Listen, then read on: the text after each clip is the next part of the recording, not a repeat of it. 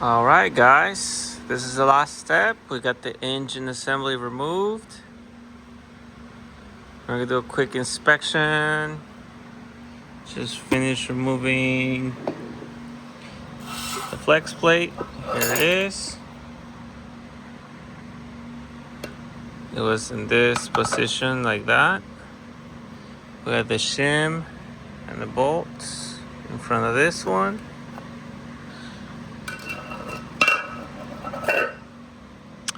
And here's where the oil leak was coming from.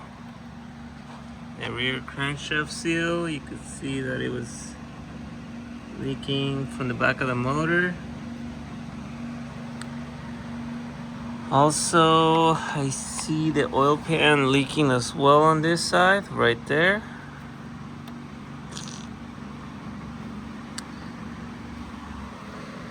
On the back of the motor, here's the freeze plug. It was replaced. Looks a little dirty. This side, I mean, this motor was rebuilt, it seems. But, you know, if it sits for a long time, gas could start leaking.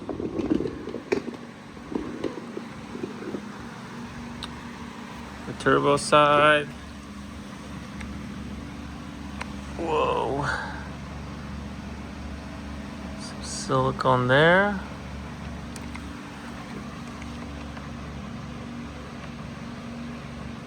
Interesting.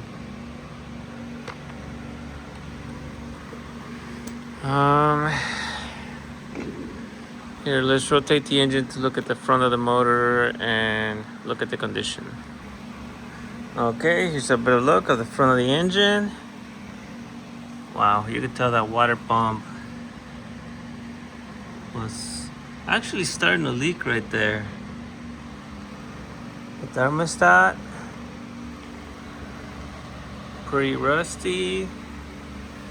We got the water pump and the thermostat rusty, and then we have the timing belt. Got some oil leak seepage right there. It's probably the camshaft seal is leaking. This is the distributor shaft, the timing cover. But yeah, it seems like we were leaking oil out of the front too. So yeah, next step is to overhaul all these components. And that's pretty much it. Let's go take a look at the transmission and see what we find. Yep. Alright, this is the last thing. We're looking at the torque converter.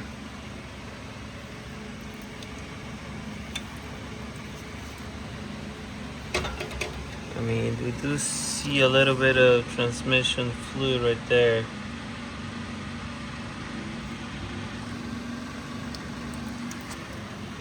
So probably advised to replace the torque converter seal. Let's pop this out and see how that looks like. Okay, here's a better look of the torque converter seal. Well, it looks okay. Doesn't look damaged, but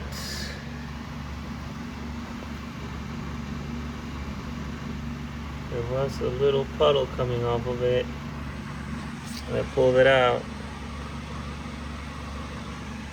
I mean, if we're already here, might as well replace that seal, so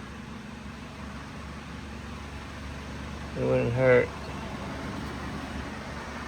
Yeah, that's how it looks like.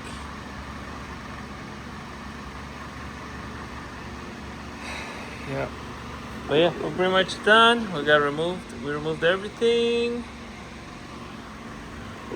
So, to be continued, guys. Thanks for watching.